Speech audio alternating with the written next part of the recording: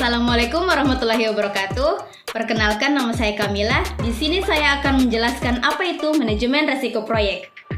Pertama-tama kita kenalan dulu yuk, apa itu manajemen resiko proyek? Manajemen resiko proyek merupakan proses sistematis yang meliputi kegiatan merencanakan, mengidentifikasi, menganalisis, dan merespon resiko proyek. Dari definisi sebelumnya pasti tahu dong apa tujuan utama dari manajemen resiko proyek, yaitu untuk meningkatkan peluang positif dan mengurangi peluang negatif yang mungkin terjadi selama proyek berjalan. Terus, apa saja sih tahapan yang ada dalam manajemen risiko proyek? Let's check it out.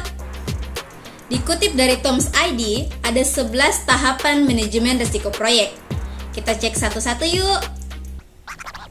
Tahapan pertama, identifikasi risiko sejak awal proyek.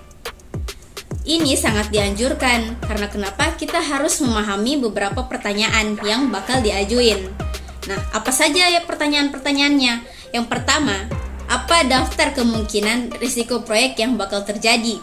Yang kedua, apakah tim kalian siap untuk mengatasi risiko tersebut? Yang ketiga, siapa yang bakal bertanggung jawab atas risiko tersebut? Dan yang keempat, apakah peluang dari risiko tersebut sudah ditemukan?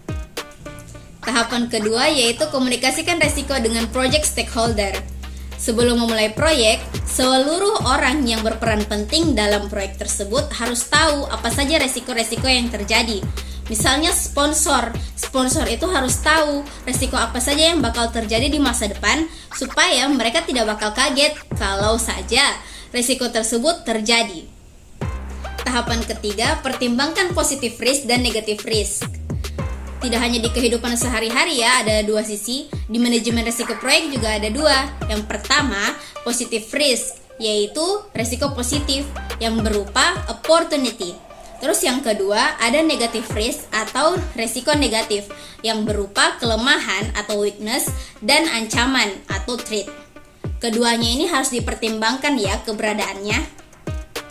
Tahapan keempat yaitu buat skala prioritas.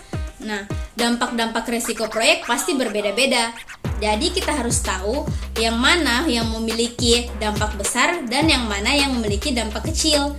Oleh karena itu kita harus membuat instrumen atau alat evaluasi yang berguna untuk mengelola dan juga merespon dampak dari risiko proyek tersebut.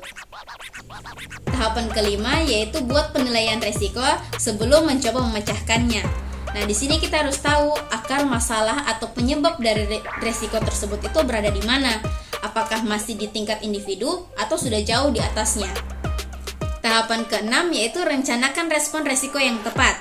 Beberapa risiko harus dikelola terlebih dahulu supaya dapat terkendali.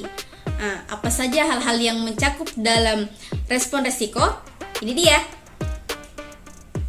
Tahapan ketujuh yaitu rencanakan tindakan pencegahan. Nah, gunanya untuk meminimalisir peluang terjadinya risiko proyek. Tahapan ke-8 yaitu mempersiapkan rencana darurat. Nah, rencana darurat ini sangat berguna jika saja risiko dalam proyek itu terjadi secara tiba-tiba. Tahapan ke-9 yaitu pengukuran efisiensi risiko atau risk matrix. Risk matrix itu dapat diukur oleh beberapa pertanyaan. Yang pertama, bagaimana jumlah perbandingan risiko yang terjadi dan risiko yang telah diantisipasi. Yang kedua, apa dampak yang terjadi itu sesuai dengan perkiraan atau seburuk yang diperkirakan. Yang ketiga, berapa banyak risiko yang terjadi secara berulang. Dan yang keempat, bagaimana risiko aktual yang terjadi berbeda dengan risiko yang telah diantisipasi.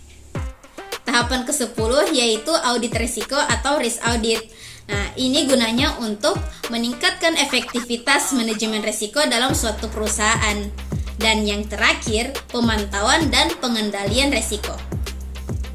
Oke, selanjutnya kita masuk di risiko umum proyek. Ini dia. Tapi selain itu, ada risiko murni dan risiko spekulasi. Risiko murni merupakan risiko yang jika terjadi akan mengalami kerugian dan jika tidak terjadi tidak akan mengalami kerugian ataupun keuntungan. Contohnya kebakaran, pencurian, atau kecelakaan. Selanjutnya ada resiko spekulasi. Nah, resiko spekulasi ini memiliki dua kemungkinan, yaitu peluang mendapatkan kerugian dan peluang mendapatkan keuntungan. Contohnya yaitu investasi saham, mengikuti undian, dan lain-lain. Oke, sekian penjelasan dari saya mengenai manajemen resiko proyek. Kurang lebihnya mohon maaf. Wassalamualaikum warahmatullahi wabarakatuh.